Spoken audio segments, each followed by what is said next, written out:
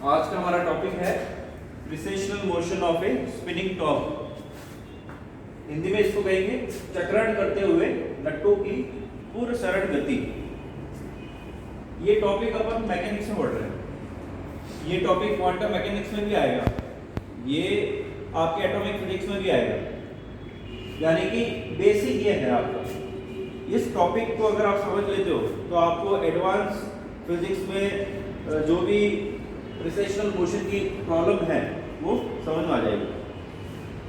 तो इस टॉपिक को समझने के लिए हमने एक एग्जांपल लिया है टॉप का, स्पिनिंग टॉप का। यानी टॉपिक क्या है? प्रिसेशनल मोशन किसका? एक स्पिनिंग टॉप का। एक लट्टू जो होता है, सबने चलाया लट्टू, क्या होता है? जिसको आप रस्सी से बांध के जब चलाते हो तो वो अपनी अक्ष को क्या करता है? घूर्णन गति करता है। तो उसको बोलते हैं स्पिनिंग टॉप। इंग्लिश में टॉप और हिंदी में क्या बोलेंगे इसको? लट्टू। तो चक्रण करते हुए लट्टू के साथ आपने देखा होगा जब वो अपनी अक्ष पर घूम रहा है, शुरुआत में तो बहुत अच्छे से घूमता है ना? फिर क्या होता है, धीरे धीरे वो टाइम बीतता है तो वो अपनी अक्ष के अनुदिश क्या करता है? रोटेशनल मोशन करता है। समझ में आ रही है? एक तो वो सीधा घूम रहा होता है, फिर धीरे धीरे क्या होता है, वो अपनी अक्ष के साथ में जुड़ जाता है और फिर वो घूमने लग जाता है और लास्ट में वो गिर जाता है। तो ये जो मोशन है इसका, ये क्या कहलाएगा? ये क्या कहलाएगा आपका? प्रिसेशनल मोशन। हिंदी में कहेंगे पूर्ण सरल गति। इस टॉपिक को अगर हम समझ लेते हैं तो हमें जो नेचर में और भी जो घटनाएं होती है उसको समझने में आसानी रहती है। जैसे कि इलेक्ट्रॉन है, इलेक्ट्रॉन क्या करता है? क्लासिकली इलेक्ट्रॉन अपनी अक्ष पर क्या करता है? रोटेट करता है, जिसको आप कहते हैं स्पिन मोशन, है ना? तो जब उस इलेक्ट्रॉन को आप मैग्नेटिक फील्ड में रखेंगे तो क्या होता है? मैग्नेटिक फील्ड के कारण उस पर एक टॉर्क लगता है, यानी कि एक बल आघूर्ण लगता है, और उस टॉर्क के कारण क्या होगा? वो इलेक्ट्रॉन का जो स्पिन है वो क्या होता है? टिल्ट हो जाता है। यानी अगर वो इलेक्ट्रॉन अपनी अक्ष पर घूम रहा है और मैग्नेटिक फील्ड लगाया तो मैग्नेटिक फील्ड के कारण जो एंगल बनेगा बीच में थीटा, उसके कारण एक टॉर्क लगेगा और वो अपनी अक्ष पे क्या हो जाएगा? झुक जाएगा और फिर वो प्रिसेशनल मोशन करना शुरू कर देगा। आपने पढ़ा होगा लार्मर प्रिसेशन, ठीक है? नहीं पढ़ा तो आगे आएगा लार्मर प्रिसेशन, ठीक है? वो अगली क्लास में फिर कभी देखेंगे। फिलहाल जो टॉपिक है हमारा स्पिनिंग टॉप के साथ है। इसी प्रकार से कोई दूसरा चार्ज पार्टिकल भी हो सकता है ना? जैसे अपनी अर्थ जो मोशन करती है, मैंने आपको शायद बताया था एक बार, अर्थ जो है अपनी अर्थ जो मोशन करती है वो भी क्या करती है? अपनी अक्ष पर स्पिन कर रही है और साथ में वो किसी एंगल पर झुकी हुई भी है। अगर कोई फोर्स लगना शुरू हो जाए तो वो भी क्या करेगी? प्रिसेशनल मोशन करना शुरू कर देगी, ठीक है? तो इस टॉपिक को शुरू करते हैं यहाँ से। ये जो दो डायग्राम आपको दे रखे हैं, फिगर 1 और फिगर 2। फिगर 1 देखो आप, ये आपका फिगर 2। फिगर 1 से समझो, हमारे पास एक इनर्शियल फ्रेम है, फिक्स्ड इनर्शियल फ्रेम है x, y, z, ठीक है? और ये इसका ओरिजिन पॉइंट O है। अगर इस z एक्सिस के अबाउट ये जो टॉप है ये क्या कर रहा है? प्रिसेशनल मोशन कर रहा है। तो जब भी कोई स्पिन करता हुआ टॉप प्रिसेशनल मोशन करता है तो एंगुलर मोमेंटम आएगा। एंगुलर मोमेंटम तो आएगा ना, कारण क्योंकि जब भी रोटेशनल मोशन है या स्पिन मोशन है या प्रिसेशनल मोशन है तो क्या आएगा? जे जिसको बोलते हैं आप टोटल एंगुलर मोमेंटम, जे, वो आएगा। तो ये जे की डायरेक्शन है जिसको मैंने z 0 डायरेक्शन में डिनोट कर रखा है। तो z के जे के साथ जो एंगल बनेगा वो कितना है? थीटा। बात समझ में आ रही है? अब इसको यहाँ से समझ लो, ये जो आपका डायग्राम इसमें ये जो मैंने बना रखा है ये क्या है? आपका टॉप है, लट्टू, ठीक है? इस लट्टू का अगर आप सेंटर ऑफ ग्रेविटी देखेंगे या सेंटर ऑफ मास देखेंगे तो वो क्या है? G। और सेंटर ऑफ मास पर उसका सारा वेट क्या होता है? कॉन्सेंट्रेटेड होता है, केंद्रित होता है। तो इस पॉइंट G पर इसका सारा मास, सारे द्रव्यमान या सारा भार जो होगा वो क्या होगा? केंद्रित होगा। तो G से mg जो है वो कहाँ रहेगा? नीचे की तरफ। ये समझ में आ रहा है? ठीक है? तो ये जो डायरेक्शन है ये एंगल बनाएगी z के साथ में कितना? थीटा। यानी j जो है वो z के साथ में जो एंगल बनाएगी वो है थीटा। और सेंटर ऑफ ग्रेविटी के ऊपर जो लगने वाला भार होगा वो क्या होगा? नीचे की तरफ, और एक रिएक्टिव फोर्स ऊपर की तरफ लगेगा। जो मैंने यहाँ लिख रखा है, अभी मैं उसको बता दूँ। फिलहाल यहाँ से समझो, ये एंगल थीटा, ये भी क्या होगा थीटा। अब इस पॉइंट G का ओरिजिन O के रिस्पेक्ट में जो पोजीशन वेक्टर होगा वो कितना होगा, r vector, small r vector, ठीक है। और अगर ये एंगल थीटा है तो ये भी थीटा होगा, तो ये बचा हुआ एंगल कितना होगा, 180 माइनस थीटा, ठीक है। अब mg नीचे लग रहा है और j की डायरेक्शन ये, तो j और mg के बीच में एंगल बन रहा है 180 माइनस थीटा। यहां तक ठीक है। j की डायरेक्शन जो भी होगी उसके परपेंडिकुलर डायरेक्शन में लगेगा टॉर्क। जब भी कोई वस्तु एंगुलर मोशन करती है तो j के परपेंडिकुलर डायरेक्शन में टॉर्क लगता है। उस टॉर्क के कारण वो जो, जैसे यहाँ इस केस में स्पिनिंग टॉप, वो क्या करेगा, प्रिसेशनल मोशन करेगा। भाई j की डायरेक्शन मान लीजिए ये है, टॉर्क इधर लग रहा है, तो ये इसको टिल्ट कराएगा ना, तो उसके कारण ये क्या, और स्पिन कर रहा होगा तो साथ में ये प्रिसेशनल मोशन करेगा। तो ये इस तरह से आपको दिख रहा होगा डायग्राम। तो मैंने यहाँ लिख रखा है सारी चीजें कि जब चक्रण करता हुआ लट्टू है तो उस पर हमेशा दो फोर्स लगेंगे। कौन से, पहला तो लट्टू का भार mg, और वो कहाँ लग रहा है, नीचे की तरफ। और कीलक यानी कि जो कील होती है ना लट्टू की, उसको हमने ओरिजिन O पे मान रखा है। तो कीलक के कारण जो प्रतिक्रिया बल लगेगा वो कहाँ लगेगा, ऊपर की तरफ। mg नीचे लग रहा है तो रिएक्शन फोर्स ऊपर की तरफ लगेगी। हम क्या कर रहे हैं, अब हमें ये टॉर्क देखना है कि ये कितना है। तो mg नीचे लग रहा है, पॉइंट O के रिस्पेक्ट में टॉर्क कितना प्रोड्यूस होगा, तो ये पोजीशन वेक्टर कितना है, r वेक्टर। तो टॉर्क निकालो, क्या आएगा, r क्रॉस mg। टॉर्क होता है क्या है, r क्रॉस f, और f क्या है, f इक्वल टू mg। तो ये हो जाएगा torque equal to r cross mg in vector quantity. अगर मैं इसको मैग्नीट्यूड वाइज देखूं, परिमाण देखूं, तो a क्रॉस b क्या होता है, a b sin थीटा।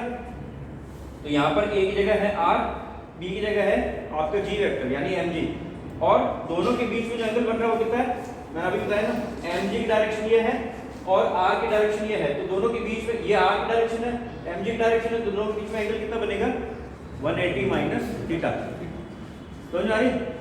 तो 180 माइनस थीटा, तो ये हो जाएगा आपका साइन 180 माइनस थीटा।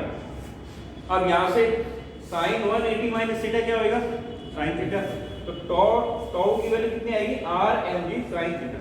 इसको हमने इक्वेशन नंबर 1 कर लिया। आगे चलो, डायग्राम से मैंने अभी आपको समझा दिया कि टॉर्क जो है वो हमेशा j के परपेंडिकुलर होगा, इसलिए जो टॉर्क है वो इस j को क्या कराएगा, प्रिसेशनल मोशन करवाएगा, ठीक है।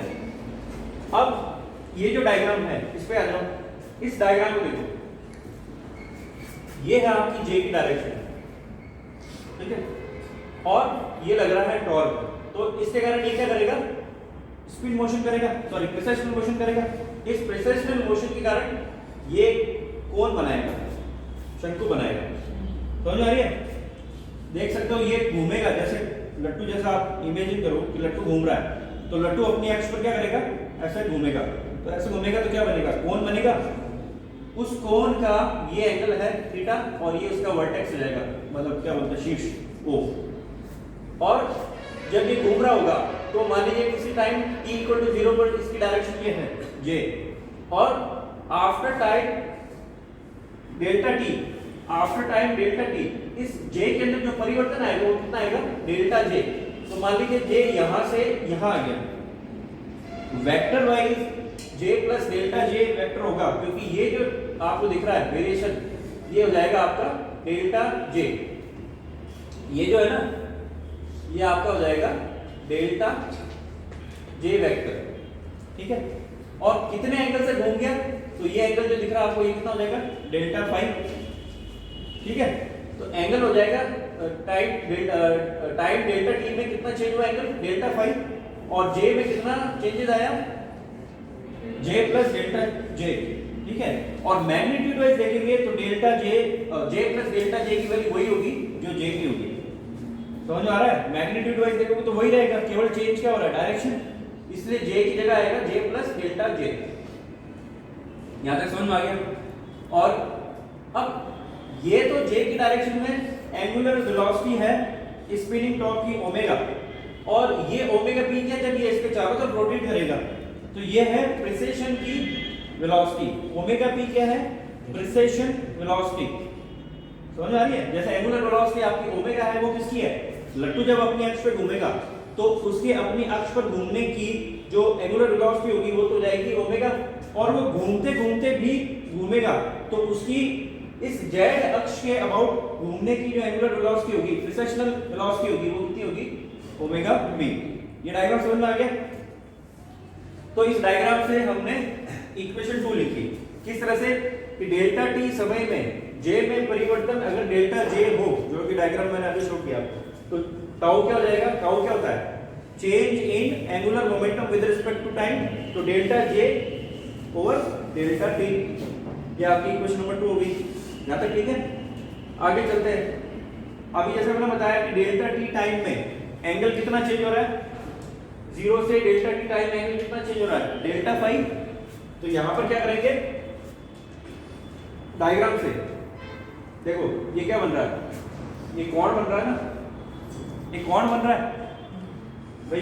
अगर ये कोण बनेगा इस तरह से, ये एंगल आपका क्या है, डेल्टा फाई। तो डायग्राम से आप देखोगे कोण बराबर क्या होता है, 4/3, angle is equal to arc upon radius. तो आर्क कितना है, डेल्टा जे, आर्क कितना है यानी चाप कितना है, डेल्टा जे, और रेडियस कितनी है, जे साइन थीटा। देखो ये जो रेडियस है ओ प्राइम से, इसको कोई पॉइंट पी मान लो, तो ओ प्राइम पी ये रेडियस हो जाएगी। ये मैंने लिखा है जे साइन थीटा, डायग्राम से आप देख सकते हो। अगर ये जे है, ये एंगल थीटा है, तो ये सामने वाला क्या हो जाएगा, जे साइन थीटा। ठीक है, तो ये हो गया आपका जे साइन थीटा। तो इसलिए डेल्टा फाई क्या रहेगा, डेल्टा जे अपॉन जे साइन थीटा। यहां से ठीक है। अब आपके पास इक्वेशन नंबर 2 और ये आ गए डेल्टा फाई। अब आप क्या कर सकते हैं, ओमेगा पी निकाल सकते हैं। ओमेगा पी क्या है, लट्टू के पुरसरण का कोणीय वेग, लट्टू के पुरसरण का कोणीय वेग ओमेगा पी। ओमेगा पी क्या होगा, delta phi over delta T. यही होगा ना। एंगुलर वेलोसिटी क्या होती है, change in angle with respect to time T. तो delta phi divide by delta T, ये आपका ओमेगा पी आया। अब डेल्टा फाई की वैल्यू हमने यहां से निकाली, डेल्टा जे ओवर जे साइन थीटा जो ऊपर लिख दिया, और डेल्टा टी को एज इट इज नीचे लिख दिया। आगे चले। अब मैंने क्या किया, इस डेल्टा टी को डेल्टा जे के साथ में लिखा और जे साइन थीटा को नीचे लिखा, जो कि हम लिख सकते हैं, है ना। तो यहां तक हम पहुंचे। आगे चले, इसी इक्वेशन से देखो delta J over delta T, delta J over delta T को हम लिख सकते हैं टाउ। ठीक है, ये कैसे लिखा, इक्वेशन 2 से, और divide by J sine theta. तो आपको इक्वेशन नंबर 3 मिल गई। अब ये इक्वेशन जो है ना, ये बहुत इंपॉर्टेंट इक्वेशन है। इससे आपको क्या समझ में आ रहा है कि ओमेगा पी जो है वो जे के इनवर्सली प्रोपोर्शनल है। ओमेगा पी जे के इनवर्सली प्रोपोर्शनल है, यानी omega P is inversely proportional to J. ये रिजल्ट क्या शो कर रहा है, जे जितना ज्यादा होगा ओमेगा पी उतना ही कम होगा। ये समझ में आ रहा है रिजल्ट। एक लट्टू जब तेजी से घूमेगा तो वो अपने अक्ष पे घूमेगा और वो टिल्ट नहीं होगा, यानी प्रिसेशनल मोशन उसका कम होगा। ये बात समझ में आ रही है। अगर कोई लट्टू धीरे हो जाता है घूमते घूमते, तो तभी तो प्रिसेशन करना शुरू करता है। तो जे जितना कम होगा ओमेगा भी उतना ही ज्यादा होगा।